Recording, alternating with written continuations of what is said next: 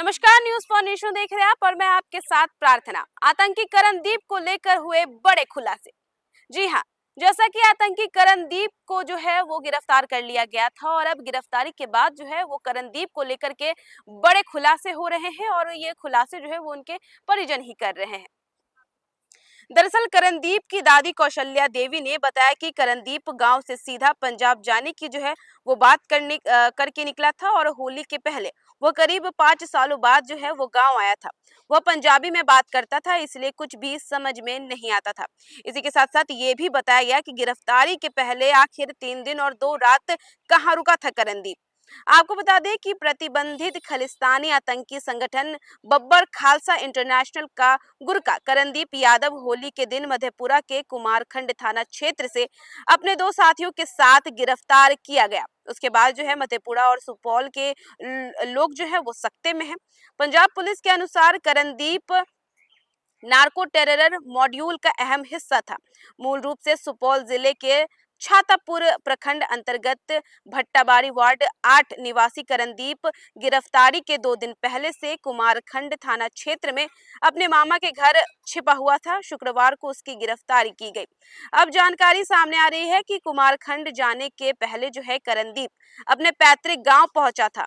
वहां वह 3 दिन और 2 रात के लिए रुका था। वह गांव से यह कहकर निकला था कि वह सीधा पंजाब जाएगा। गांव में रहने के दौरान करणदीप पंजाबी में ही बातचीत करता था, इसलिए परिजनों को भी उसकी पूरी बात समझ में नहीं आती थी।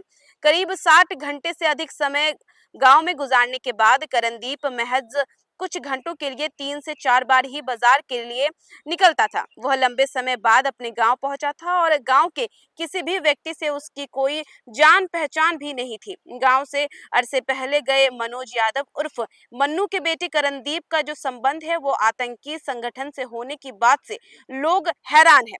इधर गिरफ्तारी के दौरान पंजाब पुलिस ने आतंकियों के पास से नेपाली करेंसी सहित जो है 2 मोबाइल जब्त किए हैं। हालांकि दोनों मोबाइल का जो है डाटा जो है वो वॉश किया गया है। पुलिस ने मोबाइल को फोरेंसिक जांच के लिए भेज दिया है और डाटा रिकवर करने का प्रयास किया जा रहा है। बता दें कि स्थानीय ग्रामीण बताते हैं कि गंगा प्रसाद यादव के 4 पुत्र हैं, जिसमें गजेंद्र यादव, मनोज यादव, बबलू यादव और पप्पू यादव जो है वो शामिल है। सभी भाई परिवार के भरण पोषण के लिए बाहर रहते हैं। 3 भाइयों का अक्सर घर आना जाना लगा रहता है और उनके परिवार के सदस्य भी गांव में ही रहते हैं, जबकि मनोज अपने गांव में मन्नू नाम से पहचाना जाता है। 20 सालों से पंजाब में पूरे परिवार के साथ रह रहा है। परिजनों के अत्यधिक अनुरोध पर ही शादी समारोह या किसी परिजन की मृत्यु या खास कार्यक्रम में बड़ी मुश्किल से एक दिन के लिए उनका घर आना होता था। अगले ही दिन वह वापस चले जाते थे। ग्रामीणों का कहना है कि मन्नू यादव सीधा साधा इंसान है। हालांकि करणदीप के बारे में सभी अभी जो है जानकर काफी ज्यादा उन्हें हैरानी हो रही है कि करणदीप जो है वो एक टेररिस्ट है। कुछ महीने पहले गांव में उसके गलत कामों में संलिप्तता की चर्चा हुई थी। जुड़ाव नहीं रहने के कारण लोगों ने इस पर जो है वो ध्यान नहीं दिया। वहीं मनोज के पड़ोसियों ने बताया कि गांव के अन्य लोग भी पंजाब में रहते हैं, लेकिन मनोज किसी से संपर्क नहीं रखता है। इधर करणदीप के गिरफ्तारी की जानकारी गांव के परिजनों को नहीं थी। पोते के आतंकी संगठन से जुड़े होने की बात से अनजान दादी कौशल्या देवी ने बताया कि मन्नू कुआरे से ही बाहर रहता था। बाकी 3 बेटों का घर पर आना जाना लगा रहता था, लेकिन मन्नू अपनी पत्नी और बच्चों के साथ पंजाब में स्थायी रूप से बस गया था। परिजनों के अनुरोध पर ही वह कभी कभार गांव आता था। वह बताती है कि होली से पहले जो है करणदीप करीब 5 साल के बाद घर आया था। 2-3 दिन रुकने के बाद पंजाब जाने की बात कहकर घर से निकला था।